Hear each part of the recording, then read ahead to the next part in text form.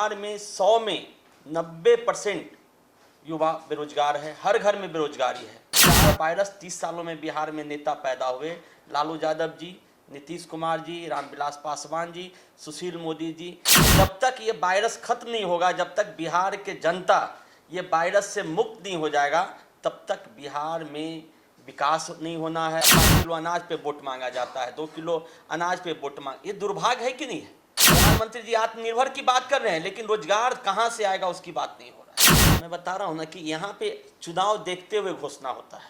इन्होंने चरवाहा विद्यालय खोले गाय भैंस के लिए, इन्होंने कुत्ता हॉस्पिटल और कुत्ते का विद्यालय खोल के रखे हैं। यही बिहार के साथ दुर्भाग्य है। नमस्कार, आप लाइव सिटीज देख रहे हैं। मैं हूं गरिमा भारती। आज मेरे साथ न्यूज रूम में मौजूद हैं अखिल राष्ट्रीय जनतंत्र पार्टी के राष्ट्रीय अध्यक्ष विवेक शर्मा। आपका लाइव सिटीज में बहुत बहुत स्वागत है। नमस्कार, सभी बिहार वासियों को स्वतंत्रता दिवस की हार्दिक शुभकामनाएं। आने वाले तीज का हमारी बिहार के बहनों और माताओं को बहुत बहुत शुभकामनाएं। जी, भारत आज़ादी की 74वीं वर्षगांठ मना रहा है। आप बिहार की राजनीति में अब कहीं ना कहीं सक्रिय हो चुके हैं। आपको क्या लगता है कि बिहार को अभी भी किन किन चीज़ों से आज़ाद होने की ज़रूरत है? देखिए, बहुत ही दुर्भाग्य की बात है कि आज़ादी के 74 साल बाद भी आज देखिए जो भारत के साथ जो देश आज़ाद हुआ वो कहाँ से कहाँ पहुँच गया, उसमें भी बिहार की राजनीति का बताना चाहूँगा कि आज बिहार में 100 में 90% युवा बेरोजगार है, हर घर में बेरोजगारी है। 100 में 90% लोग बिहार में गरीबी रेखा से नीचे जी रहे हैं। 100 में 90 बच्चे अशिक्षित हो रहे हैं। 100 में आपको 90 आदमी को, गरीबों को आपको अस्पताल में इलाज का अभाव है। तो मैं बिहार के बारे में बताना चाहूँगा, बिहार में सबसे दुर्भाग्य की बात है जो यहाँ पे नेता हुए, विगत 30 सालों में जो नेता पैदा हुए, तो आज देख रहे हैं कोरोना महामारी के कारण देश अस्त व्यस्त हो गया है, पूरे संसार अस्त व्यस्त हो गया है। उससे भी बड़ा वायरस बिहार में 4 जो वायरस है, महावायरस बोल सकते हैं, जो 4 वायरस 30 सालों में बिहार में नेता पैदा हुए, लालू यादव जी, नीतीश कुमार जी, रामविलास पासवान जी, सुशील मोदी जी, ये ऐसे वायरस पैदा हुए कि ना स्कूलों में पढ़ाई है इनके ये वायरस के कारण, न स्कूलों में बच्चे की पढ़ाई हो रहा है, न अस्पताल में दवाई मिल रहा है मरीजों का, न थाने में गरीबों का रिपोर्ट लिखाई जा रही है। तो ये महावायरस है। जब तक ये वायरस खत्म नहीं होगा, जब तक बिहार के जनता ये वायरस से मुक्त नहीं हो जाएगा, तब तक बिहार में विकास नहीं होना है, तब तक विकास डेवलप नहीं करेगा। तो मैं बिहार वासियों के आपके माध्यम से बताना चाहता हूं कि ये 30 साल का जो महावायरस है, 30 साल का जो महारोग है, 30 साल का जो महाबीमारी है, उसको आज़ादी के 74वें साल पर बिहार की युवा, बिहार की जनता ये कसम खाए कि मैं ये वायरस को समूल नष्ट करूँगा। तो मैं बताना चाहता हूँ कि हकीकत में नए लोग आएंगे, नए युवा आएंगे, हम लोग ऐसा युवा आएंगे, तभी बिहार को विकसित होगा। आज बताना चाहता हूँ बिहार का, आपने तो जितनी भी पार्टियां हैं बिहार की मुख्य धारा में जो है, आपने रामविलास पासवान का नाम ले लिया, नीतीश कुमार, लालू यादव से लेकर सुशील मोदी तक का नाम ले लिया, सभी को वायरस बोल दिया। आपको क्या लगता है विकल्प क्या है बिहार की जनता के पास? वायरस इसलिए हम बोल रहे हैं कि विगत 30 सालों में कहीं ना कहीं सरकार का हिस्सा रहे। लालू यादव जी 15 साल रहे हैं, उसके साथ रामविलास पासवान जी रहे हैं, कांग्रेस पार्टी रही है, इधर में 15 साल में एनडीए में भी रामविलास पासवान जी रहे हैं, भाजपा की सरकार है। तो 30 साल में सभी जितने का मैं नाम लिया, आपसे पूछना चाहता हूँ, सभी सरकार के हिस्सा थे, सभी को बिहार की जनता ने मौका दिया।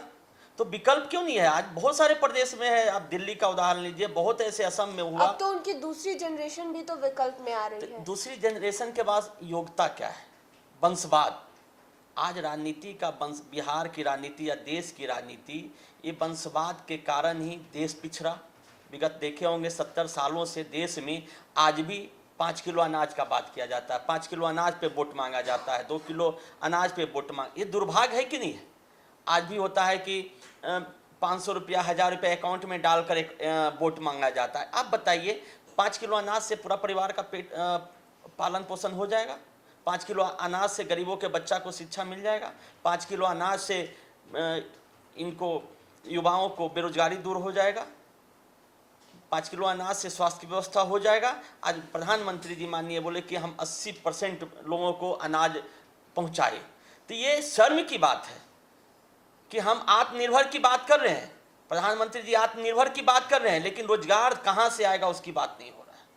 तो हम लोग का एक लक्ष्य है कि ये फोकट का जो आदत है, जो आदमी को कमज़ोर बना रहा है, आदमी को कामचोर बना रहा है, आदमी को दूसरे पे डिपेंडेंट बना रहा है, तो हम बिहार के युवाओं के लिए हम बताना चाहेंगे कि आप कोई भी सरकार हो, हम हो या कोई भी हो, आप रोजगार का बात कीजिए। बिहार के युवाओं का हक है कि नहीं कि बिहार में उसको रोजगार मिलना चाहिए? बिहार के बच्चों को हक है नहीं कि बिहार में ही बच्चों को अच्छी शिक्षा मिलना चाहिए? बिहार में जो मरीज हैं, बिहार में जो बीमार होते हैं, उसका हक है कि बिहार में उचित स्वास्थ्य की व्यवस्था हो। लेकिन आपको बताना चाहूँगा कि आज देखिए, जो कोई भी मरीज बड़ा रोग होता है, उसको यहाँ से 2000 किलोमीटर मैंगलोर जाना पड़ता है, दिल्ली जाना पड़ता है। क्यों जाना पड़ता है? आज 74 साल बाद भी लोगों को, बिहार के लोगों को बिहार में स्वास्थ्य की व्यवस्था नहीं हो पाया।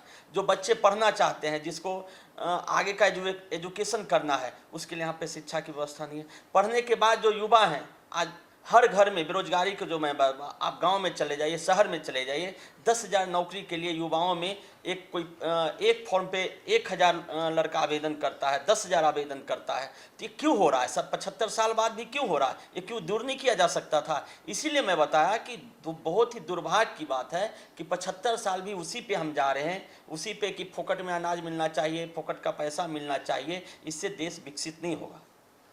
आपका कहना है कि 30 साल बिहार में कुछ भी नहीं हुआ, स्वास्थ्य, शिक्षा और रोजगार के सेक्टर्स में कोई भी बदलाव नहीं आया है, या फिर कोई भी अच्छी चीज़ नहीं हुई है। जनता ने 15 साल नीतीश और लालू दोनों को दिए। अब बिहार की जनता कैसे किसी नए चेहरे पर विश्वास करे? आप कह रहे हैं कि विकल्प आप जैसे लोग हैं, तो आप पर कैसे विश्वास करें? आपका क्या मैनिफेस्टो है? नहीं, रोजगार दिए ना। मैं बताना चाहूँगा रोजगार कैसा दिया। लालू यादव जी ने 15 साल में अपहरण उद्योग खड़ा करके वर्ल्ड का सबसे बड़ा अपहरण उद्योग बिहार में खड़ा हुआ। जो हो गया या फिर जो हो रहा है, उस पर तो लोग जान ही रहे हैं। बोल रहा हूँ, तो वो दिए जी। 15 साल में वो दिए, तो उसको जनता ने भगाया, जनता ने उनको उखाड़ फेंका। लालू यादव जी इन 15 सालों में आज यहाँ तक पहुँच गया है कि युवाओं के हाथ में दारू बेचने लगा दिए। डोर डिलीवरी दारू मिल रहा है बिहार में। दारू बंदी है, लेकिन डोर डिलीवरी दारू मिल रहा है। आपको बताना चाहूँगा, जितने साइबर क्राइम है, जितने ATM क्राइम है, पूरे भारत में सबसे ज़्यादा बिहार में हो रहा है। मैं गाँव में जाता हूँ, युवा बोलते हैं कि हम बेरोजगार हैं, क्या करें, क्या करें? हर गांव का वही हाल। अगर युवा को सही में रोजगार की व्यवस्था होता, इंडस्ट्री रहता, हर प्रखंड में इंडस्ट्री रहता, जिला वाइज इंडस्ट्री रहता, तो गलत काम कोई युवा नहीं करना चाहता। लेकिन मजबूरी है कि उनको रोजगार नहीं मिल रहा है, इसीलिए युवा गलत रास्ते पे भटक रहे हैं। हम आपके माध्यम से बताना चाहते हैं, हमारा है घोषणा पत्र में है, हम जिस तरह महाराष्ट्र में, गोवा में, गुजरात में हर प्रखंड वाइज औद्योगिक क्षेत्र का निर्माण हुआ है, उसी तरह हम बिहार में हर प्रखंड में औद्योगिक क्षेत्र लगाएंगे। कृषि आधारित रहेगा, सॉफ्टवेयर आधारित रहेगा, मिनरल्स आधारित रहेगा, तो युवा को रोजगार मिलेगा। अपने क्षेत्र में युवा को रोजगार मिलेगा, उससे देखिएगा आत्मनिर्भर होगा। असली आत्मनिर्भर तभी होगा जब हम उनको मौका देंगे उद्योग धंधे लगाने का, वहाँ पे इंडस्ट्री आएगा, उसमें काम करने का, तभी आत्मनिर्भर होगा। बोलने से नहीं होगा। जिस तरह नीतीश सरकार 15 साल बोलते रहे कि बिहार के युवा को बिहार में रोजगार मिलेगा, कैसे मिलेगा सबको मालूम है। आज तक कितने इंडस्ट्री आया? आप लोगों से पूछना चाहता हूँ, आप लोग मीडिया में हैं, आप देख रहे होंगे बिहार के हाल है कि कितने उद्योग लगे नए। एक और सवाल है, आज ही मुख्यमंत्री नीतीश कुमार ने घोषणा की है कि जो लोग प्लाज्मा डोनेट करेंगे, जो कोरोना संक्रमण से मुक्त हो गए हैं, उन्हें 5,000 रुपए की प्रोत्साहन राशि दी जाएगी। तो इस पर आपका कुछ कहना है? मैं बता रहा हूँ ना कि यहाँ पे चुनाव देखते हुए घोषणा होता है। चुनाव देखते हुए अब आपको बताना चाहूँगा, जो नरेगा में देख रहे हैं, किसी मजदूर को रोजगार नहीं मिल रहा है, लेकिन फंड गांव-गांव में लूट हो रहा है।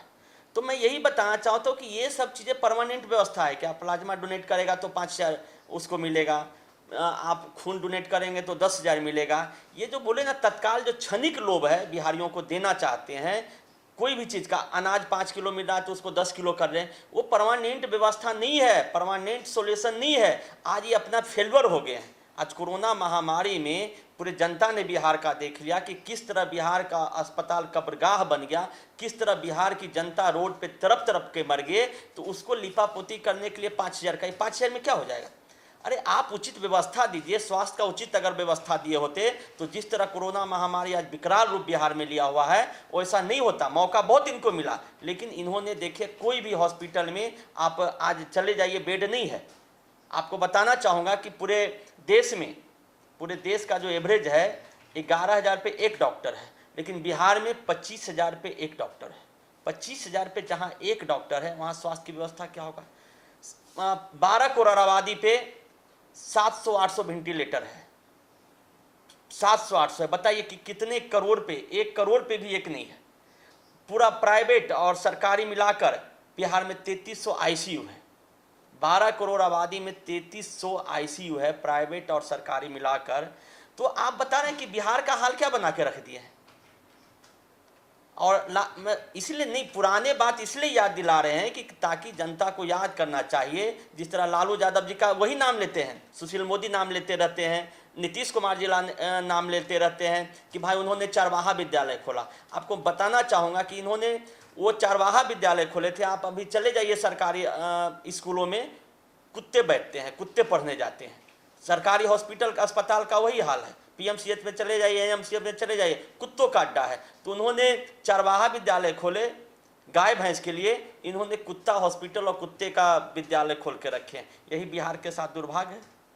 चलिए, तो विवेक शर्मा जी हमारे साथ थे। उनका मानना है कि बिहार में 30 सालों में जो विकास होना चाहिए था वो नहीं हो पाया है।